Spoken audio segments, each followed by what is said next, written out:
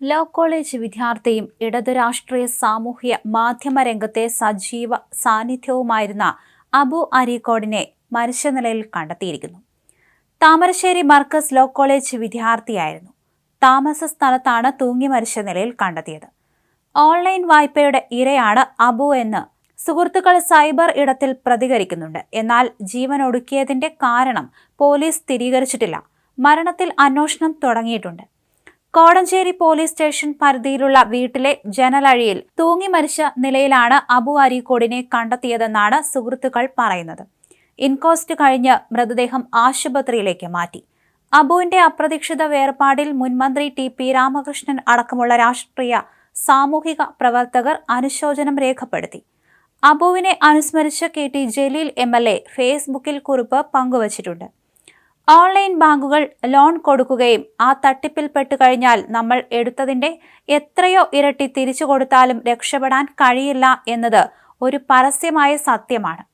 അത്തരം ആളുകൾക്ക് ഒരു വിലങ്ങിടാൻ താങ്കളുടെ സർക്കാരിനോ അല്ലെങ്കിൽ താങ്കളുടെ ഇടപെടലിലൂടെ നടക്കുമെങ്കിൽ നമുക്ക് ഒരു ആത്മഹത്യ അവസാനത്തേത് ആക്കാൻ കഴിയുമെന്ന് വിശ്വസിക്കുന്നു. അവസാനമായി പറയാനുള്ളത്, സ്വന്തം പ്രസ്ഥാനത്തിനു വേണ്ടി സംസാരിച്ചു ഒരുപാട് ശത്രുക്കളെ ഉണ്ടാക്കിയവനാണ്.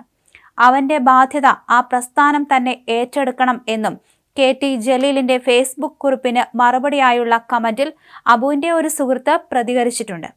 അനാവശ്യമായ മരണം എന്നേ അബു അരീക്കോടിന്റെ വേർപാടിനെ കുറിച്ച് പറയാനാകൂ. അഭിമാനബോധം അത്രമേലുള്ള സാധാരണ മനുഷ്യർ അബുവിന്റെ വഴി തെരഞ്ഞെടുക്കുന്നത് തോൽക്കാനുള്ള മടി കൊണ്ടാണ്. ഒരു തരത്തിൽ അല്ലെങ്കിൽ മറ്റൊരു വിധത്തിൽ എല്ലാവരും പ്രശ്നങ്ങളെ അഭിമുഖീകരിക്കുന്നവരാണ്. ഏതു മലയെയും നേരിടാനാകും എന്ന ഉൾക്കരുത്തോടെ ചടുലമായി കുതിക്കണം. എല്ലാ ദുഃഖങ്ങളും മനസ്സിന്റെ ചെപ്പിൽ അടച്ചുവെച്ച് ജീവിതത്തിന്റെ അവസാന ലാപ്പ് വരെ ഓടിത്തീർക്കണം. അതിനിടയിൽ ട്രാക്കിൽ തട്ടിത്തടഞ്ഞു വീണ സഹോദര, ആദരാഞ്ജലികൾ എന്നാണ് കെ.ടി. ജലീലിന്റെ പോസ്റ്റിൽ പറയുന്നത്. CPM-നും പാർട്ടി നേതാക്കൾക്കുമെതിരെ ഉയരുന്ന വിമർശനങ്ങളെ സാമൂഹ്യ മാധ്യമങ്ങളിലൂടെ മറുപടി നൽകിയാണ് അബു അരീക്കോട് CPM സൈബർ ഇടത്തിൽ ശ്രദ്ധേയനായത്. CPM-നും സംസ്ഥാന സർക്കാരിനും എതിരായ വിമർശനങ്ങൾ ഉയരുമ്പോൾ മറുനാടൻ മലയാളി അടക്കം എല്ലാ മാധ്യമങ്ങളെയും കടുത്ത ഭാഷയിൽ വിമർശിച്ചുകൊണ്ടുള്ള വീഡിയോകൾ യൂട്യൂബിൽ നിരന്തരം അബു പങ്കുവച്ചിരുന്നു. നിയമസഭാ ചർച്ചകളിൽ പ്രതിപക്ഷം ഉയർത്തുന്ന വിമർശനങ്ങളിലടക്കം കടുത്ത ഭാഷയിലായിരുന്നു അബു അരീക്കോട് പ്രതികരിച്ചിരുന്നത്. എതിരാളികളെ വെല്ലുവിളിച്ചുള്ള യൂട്യൂബ് വീഡിയോകൾക്ക് CPM സൈബർ ലോകത്ത് വലിയ സ്വീകാര്യത നേടിയെടുക്കാൻ അബു അരീക്കോടിന് കഴിഞ്ഞിരുന്നു. അതുകൊണ്ട് തന്നെ സൈബർ സഖാവിന്റെ ആത്മഹത്യ പാർട്ടി അണികളെ ഞെട്ടിച്ചിട്ടുണ്ട്.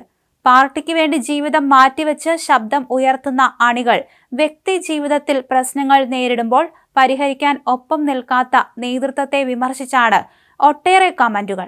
CPM സൈബർ ഇടവുമായി ബന്ധമുള്ളവർ അനുശോചനങ്ങൾ അറിയിച്ച് പോസ്റ്റ് ഇട്ടിട്ടുണ്ട്. വിദ്യാർത്ഥി കൂടിയായ അബുവിന്റെ മരണത്തിൽ ഞെട്ടലിലാണ് സുഹൃത്തുക്കളും. മുൻമന്ത്രി കെ.ടി. ജലീൽ അടക്കമുള്ളവർ ഫേസ്ബുക്കിൽ അനുശോചനം രേഖപ്പെടുത്തിയിട്ടുണ്ട്.